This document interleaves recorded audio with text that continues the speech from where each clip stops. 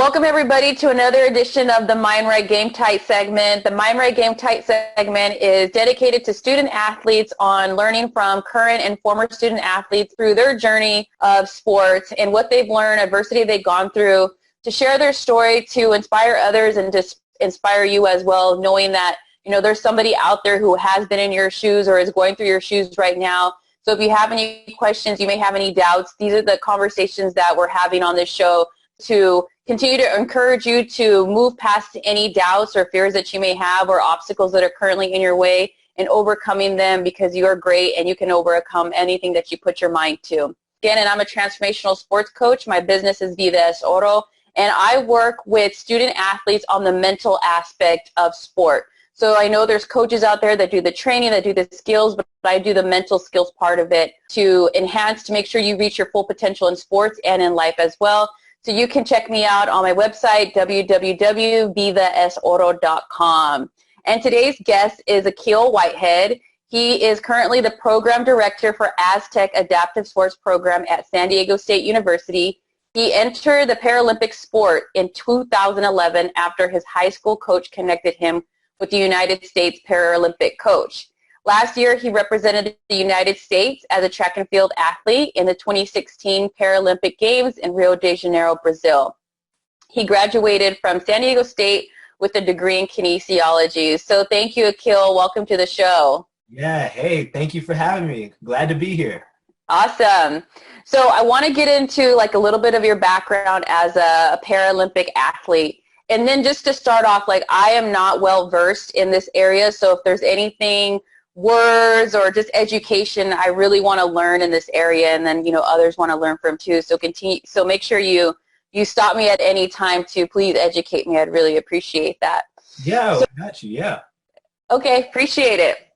So Ahkeel was born with a mild form of cerebral palsy, which affects the left side of his body. So may you share with us what cerebral palsy is and how that affects you, like with the left side of your body? Yeah. So cerebral palsy is essentially brain damage, and where I'm injured in my brain, it's called the internal capsule, not to get too scientific, but the internal capsule that is in charge of half of the sort of nerves and stuff in my body.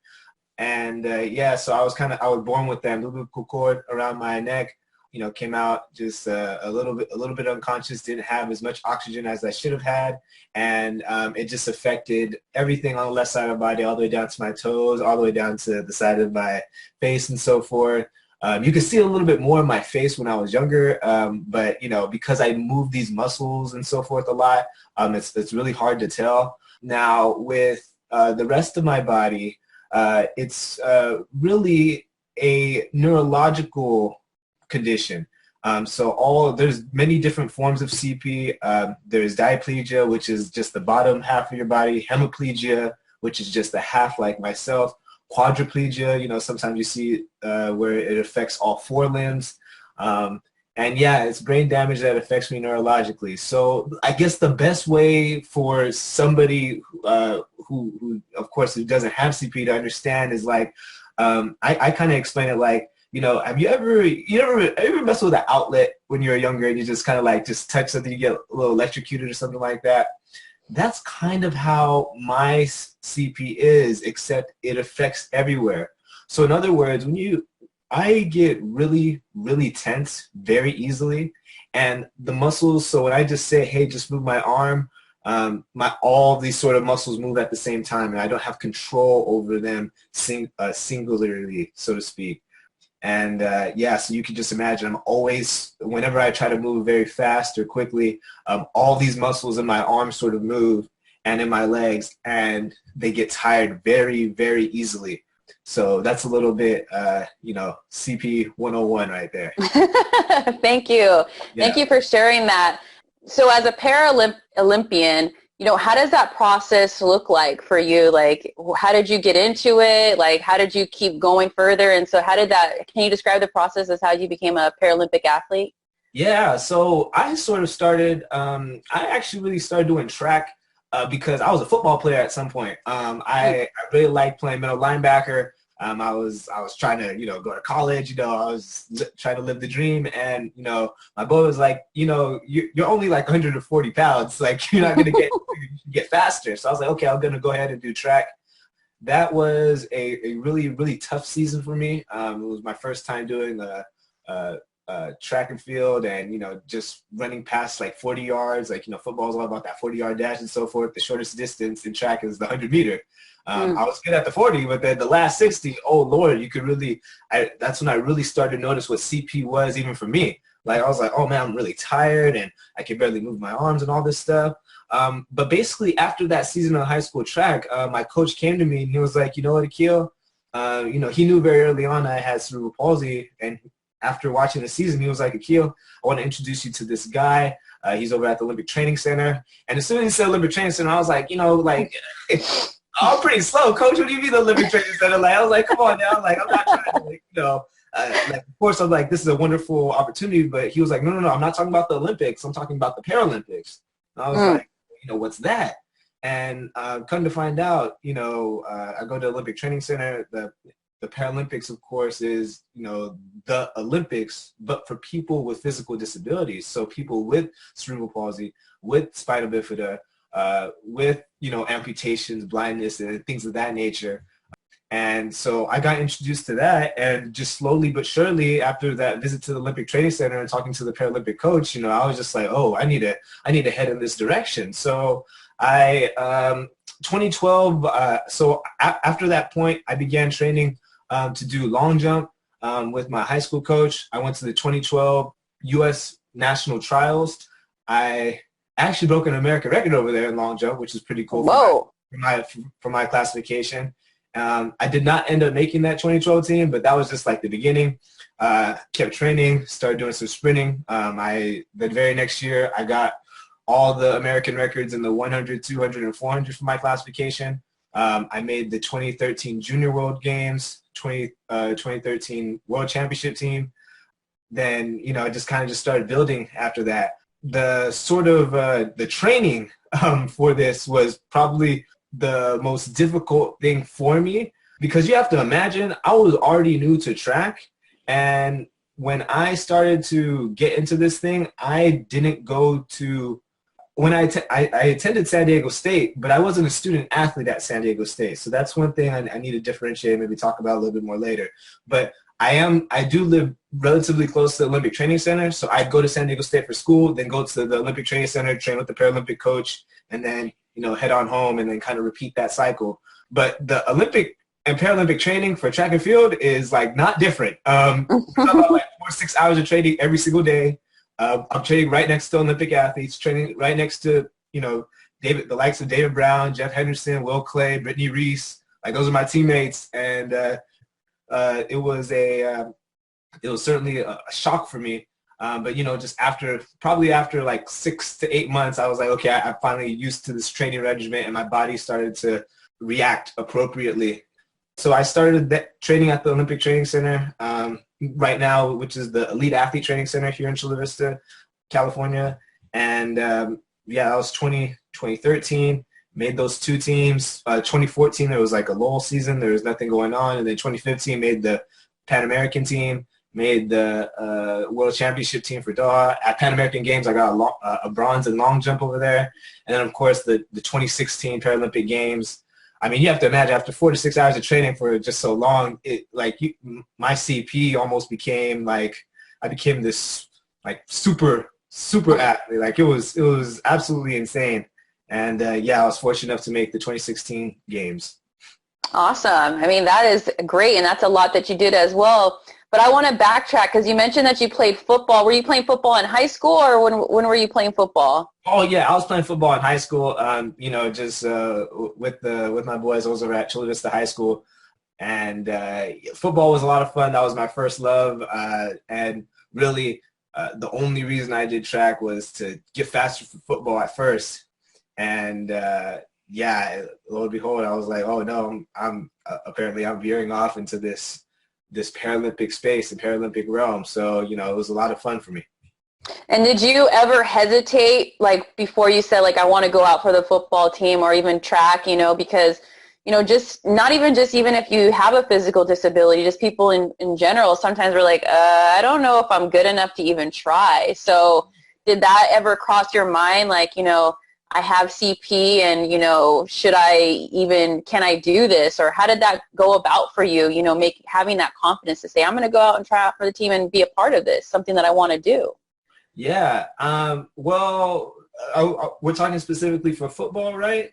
Or football or track or just being in high school in general, because, high school is that time where, we're surrounded by friends, there's peer pressure, what may people think about us or say about us or whatever that may be. So having that confidence for you to say, I'm going to go out there and do it. I think that's really important for you to share, how you did that and what your mindset was like, in moving forward in that. Yeah, I mean, really, I'm a crazy competitive guy. From one thing to note about me, and maybe that's particular about my story, is that I did not know that I had cerebral palsy until going into high school. So my parents, I remember when I was younger, or my parents tell me the story, at some point, I wasn't walking at the appropriate age. I wasn't, I was using my mouth to open things. And, my parents figured that, okay, we need to probably take to the doctors, came back with the diagnosis, your son has CP. And, my parents had a choice at that point. And they were like, well, it's mild. He's going to have this for the rest of his life. It's not degenerative or anything like that. So, how do we go about this? My dad was like, you know what? We just going to let him kind of just make his own path. You know what I'm saying?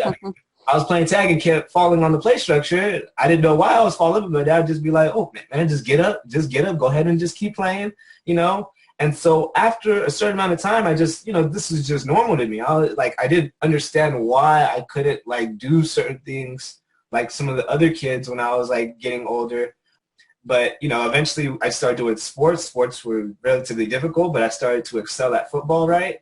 And then when my parents did tell me, because at some point, I was like, oh, man, I'm going to go to college football, doing this down the third. I'm going to get bigger, all this. And, just so you know, really quick, just so you know, you do have cerebral palsy. And for me, it just kind of went over my head because I had developed this mentality of, no, I'm going to go do whatever I want to do. There's not anything that could stop me. The only thing that could stop me is me. I got into high school, and so I was already I already know I have CP, and I don't care. Because you know what? The question you have to ask yourself is well, do you want to play or do you not want to play? I mean, it's relatively simple. And, so I kind of with that, I just strived on, just working on my strengths and working on myself, with working on my body. My body was, going through those changes too. And even though I did start to realize what that sort of meant, with having CP. The right side of my body was growing normally. The left side of my body just had a bit of atrophy and so forth. It wasn't growing like all the other varsity kids. So it was pretty hard and challenging. But at the same time, it was like, well, now I'm still going to play. I'm still going to do this thing because I want to do it. So I know it's not maybe the crazy sort of answer, but it's because, no, I really wanted to play. Yeah. Well, I think it's your answer for your story is the best answer. Not only that, it's also a testament to your parents, because it already instilled in you who you were, and it wasn't allowing something else to define, who Ahkeel is. So you kind of already grew that mentality as to being competitive, and, my mindset is to go after it. So that's, something that your parents help instill in you, and knowing that, there is nothing, and then you had the questions, and that's when it came to you. But that's later down, the road that it happened. So that's definitely a testament to your parents and also yourself as well. Yeah. And then when you speak about classifications, when you talk about track, you say I got the record in my classification. So there's different classification within Paralympic sports. Is that what you're saying? Yeah. So I think that's what that is one of the cool things about Paralympic sport, is that Paralympics try to level the playing field, so to speak, for the people with the different disabilities, competing. So, a blind person is going to compete against a blind person, not just a person missing a single leg or somebody with CP or something like that. And recently there's been a big classification change, but in saying that, yeah, for my kind of CP, I'm what's called a T37. The classification system strives to have everybody in the T37 have the sort of hemiplegia or half the body sort of, affliction with like, with some sort of neurological sort of problem, right? And then within CP, it's the second highest. So let me like backtrack a little bit. First off, 33 to 38 are the people with cerebral palsy. 33 and 34 have diaplegia cerebral palsy, so they are wheelchair users, right? Mm. And yeah, diaplegia again just affects your legs, so there's nothing wrong with the arms, so they do it like that. 35 to 38 are ambulatory people, so the people who can stand up. Usually 35, 36 are people with quadriplegia or forearms kind of affected with some sort of CP or something very close to CP. And then you get to 37, which is just half the body, and 38, which is usually just a limb or usually just like an arm or something of that nature. So that's kind of it. So, 35, it goes from the most severe to the least severe. So I have like the second highest sort of severity, so to speak. So anyway, just a little bit light about CP.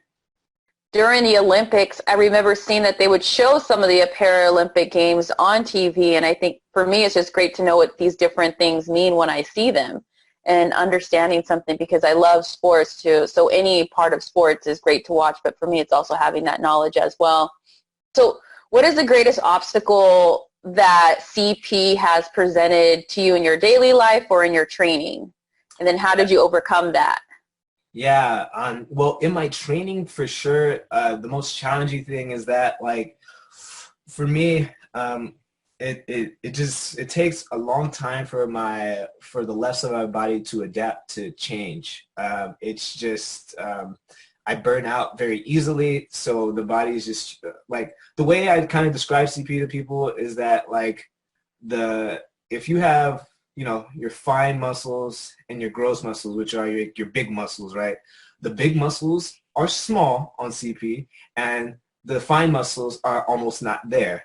So how do you try to like grow that as well as keep your right side of the body, which is perfectly fine, like strong and in shape and growing? So there's this balancing act for a really long time of trying to get the left side of the body to get anywhere closer to the right side, any of the muscles, any of the reaction, any of the arm swings, and trying to just increase that, the endurance and strength over time in my left side. So it's like I'm talking about like a year of base work, like a year of just trying to revamp the body. That's how long it took. Whereas a normal person, would react like within the 3 months. So the right side of my body was at some point like, oh, I'm ready to go. And the left side's like, oh my gosh, I'm still damaged.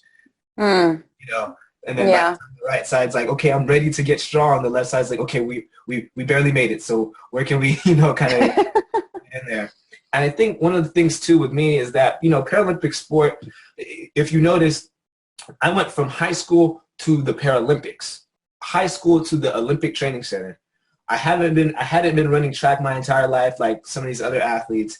And for the Olympic athletes that are there, they've already gone through, 4 years of college, 4 years of being at that level and then reaching this point. So my body really did have a hard time adjusting to just how difficult the training is and how, just the rigor. So those are just some of the challenges, and, it just took a while to develop them. And then you mentioned, the support of your family, like you growing up. So what does that mean to you, the support that you have had from your family, and how has that impacted you as well? Yeah, I mean, I say this to this day, like, oh my gosh, like that was probably my parents' decision to not tell me about CP, is probably the that is the pivotal point. That is literally why I'm here today. I owe everything to them, all the love and support. You know, there's been times where, I've come and really, I've come to them and just been like, man, I'm really struggling with this, really struggling with that. And, they've never, particularly with sports, I should say, and they've never like, oh man, they've always just been encouraging, always just there to, be that soundboard, always there to guide me. It's just been absolutely, beautiful for me. And I think, I got really lucky in that sense because, not everybody has parents that are just always down for them like that and always, just there. But, mine were like, you know what? If you're going to fall, we're going to be here when you fall, and we're going to be here when you're standing. We're going to be here when you're on the podium, and we're going to be here when you fall back again. So, we're here to support you in what you're trying to do. And I'm absolutely thankful for, everything they've done for me and everything they've instilled in me and continue to instill in me. That's awesome. So like big ups to your parents on, creating that environment for you. I think that's very positive, not just because you have CP, but for anybody. That's a very positive environment, that mindset that they help create and knowing that you can achieve anything that you put your mind to. And you're definitely showing that, Ahkeel. So what have you learned as an athlete that you have implemented in your life outside of sports, and how has it enhanced you as a person? Yeah, so sports, or the sports that I've been a part of, and here's what I realized with the sports I've been a part of, that was just the first step to engage me. And here's what I mean. I had one of the reasons why I initially did football, and it's lingered till now, is that, one of the best athletes after school had, played football for one of the local, football teams around here. And I was like, okay, I kind of talked with him, played around with him once, and I was like, man, this guy's a fantastic, phenomenal athlete. And then come to find out, he also has straight A's. And I was like, straight A's? What, you're the best athlete and you're the smartest person at the school? I'm like, why can't I do that? That was way back in 7th grade, and I didn't really know what that meant. But really, sports were just the first step to have me engage into society. Trying hard and doing all these things in sport has literally leaked and traveled or transferred into every other aspect of my life. When I'm in the classroom, I am engaged in that just as if it's the Paralympics. I'm engaged with my family just like that, as if it's the Paralympics. I'm trying the very best of my ability to make sure I'm, a great citizen out in society, contributing positively. Even when I'm out here coaching and, building, this stuff I'm doing at San Diego State, it's all because of that initial learning how to engage and then applying that, through sport, and then applying that to every other aspect of my life. So that's probably, sports is beautiful in that sense, So yeah, I've been really lucky to kind of absorb that, being here this long, and then realizing, oh man, this is not, it wasn't just about the sport. It was about learning how to, be a teammate, learning how to lead, learning how to problem solve, learning how to, push even when things were getting difficult, and I feel like every student athlete feels the same way, man. You get that, you come across some of these professors or teachers, in the classroom, and it's like, oh man, this is this class is going to be difficult, it's going to be hard, and maybe I love it, maybe I don't, and you got to just go on through there. You got to be able to engage with your peers. You got to, do all these different things. So, yeah, student athlete life, I mean, student comes first, but, oh, man, it was me being an athlete that helped me learn how to be a much, much better student. So, yeah, definitely. I think that's something that we all learn, and then also part of the segment with Mind Right Game Tight is, also making student athletes aware of, like, we get another realm to work on our life skills in, because like you said, those are all life skills that we're learning in sports. And so when we're not in sports, we've already fine-tuned those skills to continue to reach our full potential in life as well. And so I know you're part of the Aztec Adaptive Sports, and then you mentioned coaching as well. So is that two different things that you're doing currently right now? So yeah, I'm going to get into the Aztec sports, but if you're coaching, I want you to share a little bit about what you're doing in coaching then as well. Oh yeah, so I coach. Lo and behold, I played football, I've done track, and I actually coach boys and girls varsity basketball. So Wow. my family, the majority, the rest of my family is a basketball family. My little sisters play basketball, dad, brother, and, I was kind of like the odd one out. But I never really played basketball that much in high school, or even to now, maybe just for fun. And then, yeah, I'm out here actually coaching at this school called Monarch High School, which is a K through 12 school for kids with basically homeless kids. It was sometime like last year. My mom is a third grade teacher at this school, and just word got out that they were looking for a coach. And so my dad caught whiff of it first, and he was like, he wanted to bring my brother and I on board as assistant coaches. So my dad is the head coach, and my brother and I are the assistant coaches. And so yeah, I coach boys and girls varsity basketball. This year we have 16 kids. Last year we had 5 girls, and at the time we were just doing the girls team. We had 5 girls, and we actually made it to ranked second in the county in Division 5 over here. And we with 5 girls. Yeah, I made it to the semifinal with 5 girls. People got lucky that they could only press, and our girls got tired. But oh man, that was a lot of fun. And there's just been a lot of really big change because of that last season. There hasn't been a boys team at the school for 3 years. We decided, why don't we try to take that on up? Been implementing, study hall, implementing, sort of contracts to make sure kids are good in the classrooms, and, try to build this, program really from scratch. It's very new for us, but, we're all kind of engaged in it as a family. So that's been a lot of fun for me. Awesome. And so what has coaching taught you then?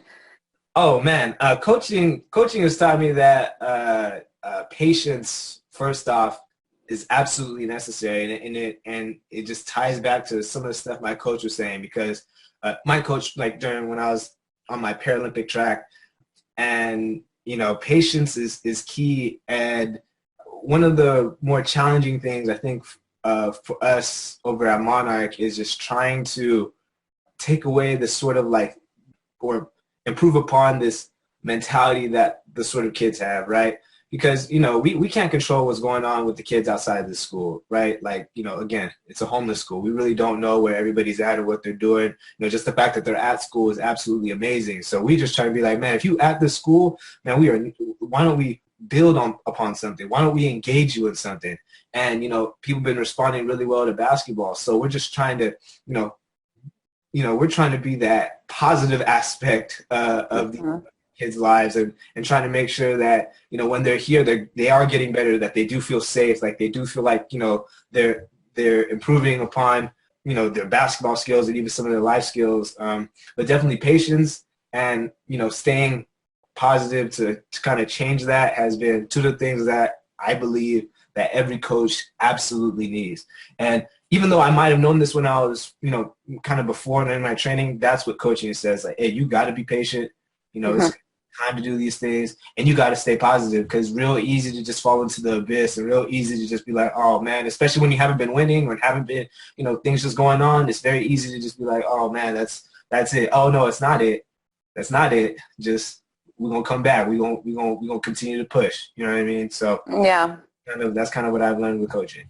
That's awesome, because you're also developing that mindset. And like you said, maybe because you don't know what happens when they leave school or basketball practice and things like that, but it's also like showing that light that is out there, even when it might seem like there's a bunch of darkness or there's negative situations when I leave this school. But that's great that you're implementing that light and that positivity, because that energy does rub off. People do see it and they feel it. And when you're ready for it, then you will definitely want to embrace that as well. So thank you for doing that to you and your family again. Man, I should have you and your family on this. Yeah, honestly, you gotta get the head coach. One of these guys, the mastermind behind all of this. The head coach and the teacher. Yeah, it's something else. I'm not gonna lie, it's something else. It's a phenomenal program. The school concept is just outstanding in general. There's a lot of good people at that school trying to do amazing things, and we're just trying to do our part, and again, just be that positive light in their lives, and just to ignite that student athlete and get them caring about something deeply, caring about themselves, caring about how they conduct themselves, and, just getting them on that right path. So Yeah, that's awesome. So you're a Paralympian. You're also a coach, and you also are the program director of Aztec Adaptive Sports. mhm. So can you please share with us what that program is? Sure. Well, first off, I know you asked me earlier, Paralympian, not Paralympian. Yeah. Olympian? Yeah. Paralympian. Yeah, Paralympian. Yeah. Paralympian. Okay, got it. Thank you. Just catching you up on game. It's all good. And yeah, so I'm Paralympian. I'm a coach at Monarch High School, and I am doing this crazy thing over here at San Diego State. So I did touch on it earlier, but again, I came out of high school, and I was doing track and field, right? Paralympic track and field specifically, and I had made the high school All-American list for Paralympic track and field. I think I maybe won a award that year. I kind of forgot what it was, but it was like one of the top junior athletes for Paralympics in the United States. It's like, okay, this is really cool. From playing football, I was in my head for football, I had playing college football in my head. I wanted to go play for San Diego State or go play for a college and continue that skill. So when I transferred over to track and field, I kind of thought, oh yeah, it's the same kind of ordeal, especially I'm an All-American now, like oh yeah, for sure. So I kind of went to my coach, like, hey coach, can I win a scholarship to go run for a university or something like that? And he went, he had no idea. So we kind of did some research, and we weren't finding any answers, and we kind of talked here and there, and I was like, okay, there's nothing really out there for me.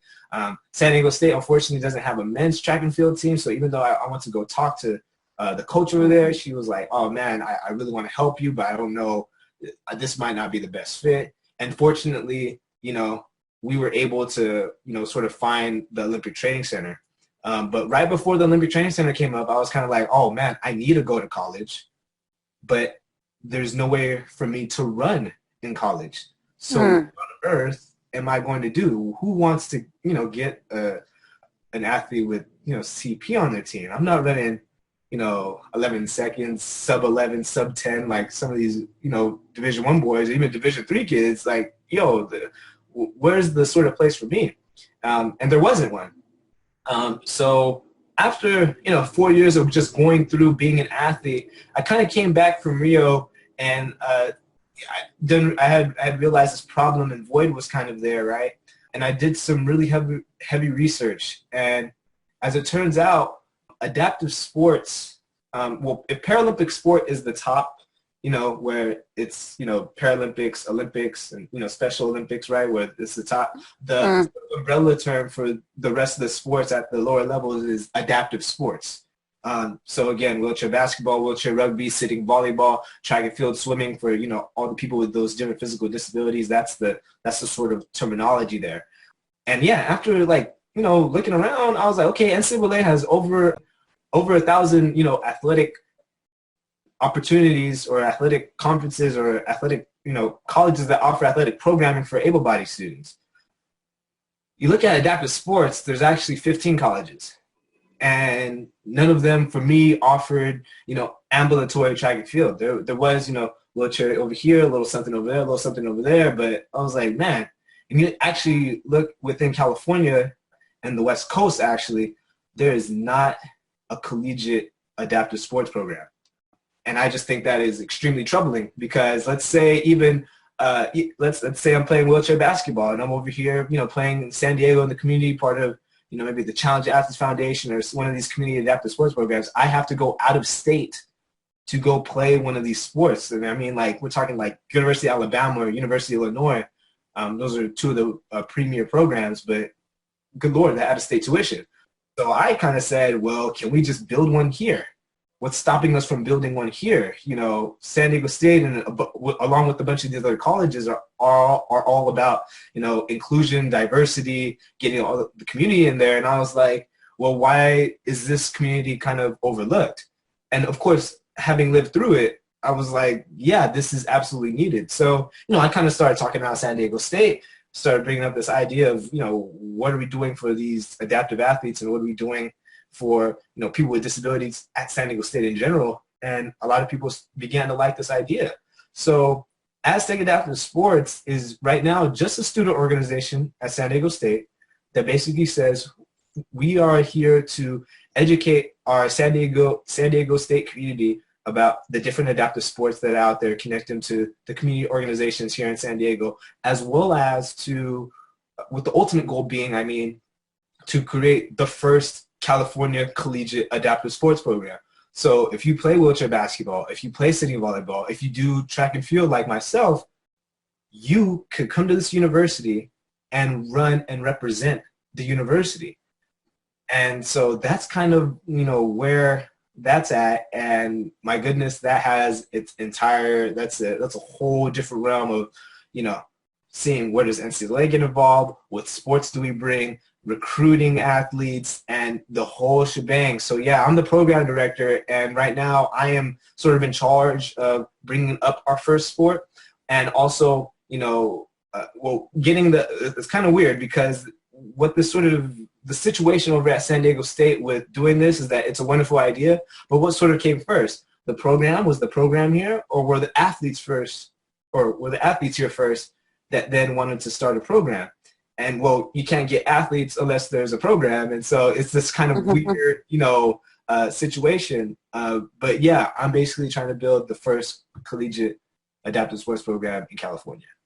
And so when you say that, is that something where, someone can come to San Diego State and be offered a scholarship and then they participate against, like you said, University of Illinois, so other sports teams? Is that something that's a long-term or? Yeah, absolutely. Absolutely. That's exactly where we're going with this. We want it to be regular for a kid, 10 to 18 years old right now to be in the, adaptive sports community, continue to do the sport that they love at the next level.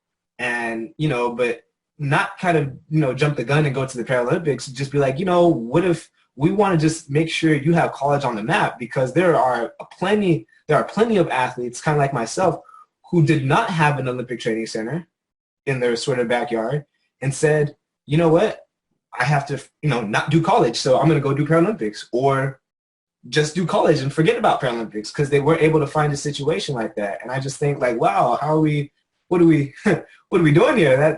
That can't be right. You need to go and get your degree, and you should be able to run for your college as well, or do whatever sport you can. But yeah, the long term would be hey, good sir, I have a adaptive athletic scholarship for you to come run for this program over here at San Diego State, and we are going to go and compete against these sort of other schools, or compete against the U.S.A.s or Alabamas, and just have it be like regular college athletics. So that's the dream here. That's great. I mean, like you said, it's like making everything or everyone included, who wants to have that experience as well. And so are you part of any other organizations where you kind of branch that idea out to not just San Diego State, but to other schools in California or other states, so that this can start to grow, and then maybe it starts locally, okay, we're able to fund just driving up and down California, and then we can move to going to other states? So are you in contact or any other programs or organizations where that's also a topic, and bringing that program to other schools? Yeah, so right now, we have, because of the community adaptive sports organizations I've been involved with, Challenge Athletes Foundation, Angel City Sports, Adaptive Sports Recreation Association of San Diego, we do have this this want and need, after, even looking at some of the research regarding, youth adaptive athletes, youth participants in these adaptive sports, there's some 30,000 kids within the United States that technically right now only have 15 to 18 that only have these 15 universities to look at for doing these adaptive sports. So we want to be able to go to another university and to be like, here's this wonderful program idea and here's how you implement it. But for us, we need to go, well, we need to make sure we're able to do this ourselves and make sure we go about it and make sure we document everything in the most transparent and appropriate way. The adaptive sports programs that are there right now have all started in their own sort of different ways.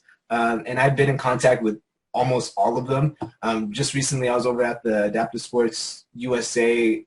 Conference talking about building collegiate adaptive sports, and I was there with University of Arizona, Arizona State, University of Houston, and then myself being San Diego State. And we were, all talking about, ways to sort of build the program and how each program looks. And with mine being the newest one, it's kind of like, well, we're going through all these different things to make sure this program gets there. But, Arizona State brought up something entirely different. University of Arizona started one way and now is sort of this an entirely different program. And University of Houston is entirely different thing. So we're all very different. So what we're trying to say over here is that before we're able to go to another university and be like, hey, here's the adaptive sports program, we need to have a sort of manual, a sort of process to, be able to present to that university and be like, hey, here's actually how you build, the adaptive sports. And we know that the want is there.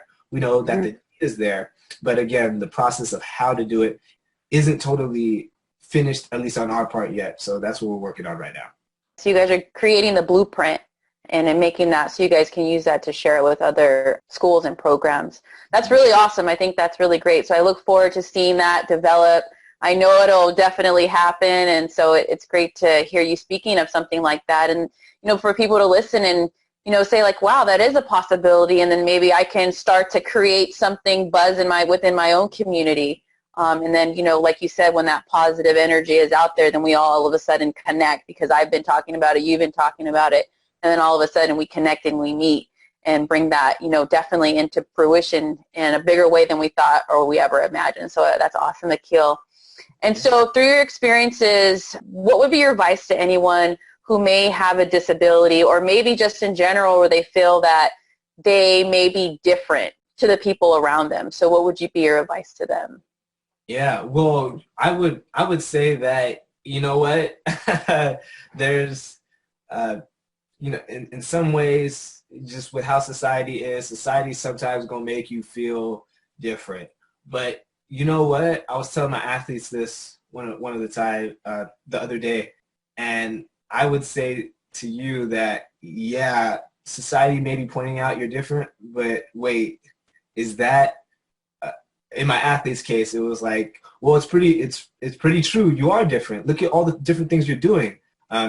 She's doing basketball. She's doing this club. She's doing that. She's doing that. She was having some problems with some naysayers going, oh, look at all the things that she's doing, and she thinks she's all that, and I'd be telling her and to all of you, you are all that. Own it. You are doing all these amazing things. You are out here striving to change the world. You are out here, busting your butt every day to get everything you need to do to get done and be that positive person in society, and work towards your future and work towards your college and work towards your career and all this stuff. So I would say own that, because not everybody isn't. Come to find out, not everybody's like that. Not everybody's is trying to, do the most. I'm saying, hey, man, do the most and stay determined and stay focused. Keep that sort of tunnel vision. You know what I mean? You're probably going to have some weak moments. You're probably going to have some really, really strong moments. But as long as you stay the course, I think you're going to be absolutely fine. Awesome. Thank you. And then what do you believe your purpose is? Oh, man. I'm confident that after hearing about this opportunity at San Diego State for the first time and talking to some individuals, there's been this sort of fire in me that has not changed since that day, and that's been like a year from now. I'm confident that I'm here to bring and help bridge this gap between high school and Paralympic sport. I believe that I'm supposed to be here to provide this enthusiasm, provide the know-how, and provide the sort of juice and glue to be like, man, let's go out here and change the world. Because when we really talk about some of the things that I'm doing, even like at the school or at San Diego State, it's not about me. Oh no, I'm already through what I'm trying to do. I'm good. I went to the 2016. I'm good. I finished 11th and 12th in the world over there. I'm good with what I'm trying to do. I'm more so saying that, with some of these younger kids that are trying to step into this new world, I'm more so going, what world are they stepping into? We need to make sure we're preparing them to have all the resources and be able to perform and go with the best of their ability and be able to strive for whatever they want to do. So it's much, much bigger than myself. This program at San Diego State is for the 10-year-old or for the 12-year-old that's like, man, I could go run there. Mm-hmm. Yes, absolutely. For my kids over at Monarch, man, you could set goals and strive for something that's even 4 years away and actually reach it and actually meet Obama and actually go through all this stuff. I'm like, absolutely. Why not? So that's kind of what I'm about. So again, my sort of calling is again to just be like changing the world or changing these aspects of society to make sure that the next people in place are just going right along this path. That's awesome. Well, I'm glad to have someone like you in our world who is, doing that as well. So thank you, Ahkeel. And so are you still training to compete in the next Olympics, or what's that looking like for you? Yeah. Well, right now I'm going to be heading to San Diego State to the Sports MBA program, graduate school, to help build those sort of business aspects of Aztec Adaptive Sports. And so I will not be training. I will not be striving to go to 2020 as an athlete, but we did just get the 2028 Olympic and Paralympic Games. They will be in Los Angeles, and so it's like 11 years from now. 22. I'm going, okay. We're still, if I, 5-6 years before that, if I start to get on my, if this program is where I need it to be, and I've done sort of what I've done at Monarch, I would be glad to kind of step back and sort of focus on me as an athlete again and strive for that 2028.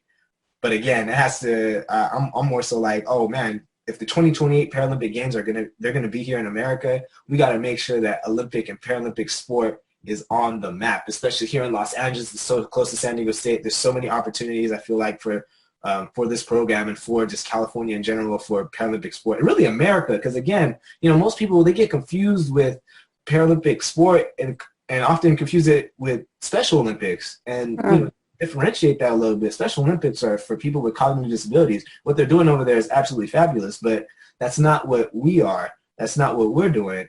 We really do care about first, second, and third over here. This is not a game, and we think that, I believe that when 2028 happens, that might be the real birth of Paralympic sport over here. And so, anyway, we'll sort of see where my head is at leading up to that games. Yeah, well, I mean, I think that sounds exciting because it's almost as you're part of the planting of the seeds and, creating that space for, like you mentioned, those kids that are growing up right now who can participate in 2028 in Los Angeles, so that you're kind of, creating that resource like you were talking about that you want to create for those athletes. So I see that definitely being a piece of that and a part of it. Like you may be the coach, you may have just created a platform for someone to see bigger than just what they may be currently thinking or feeling right now. So I think that's really awesome.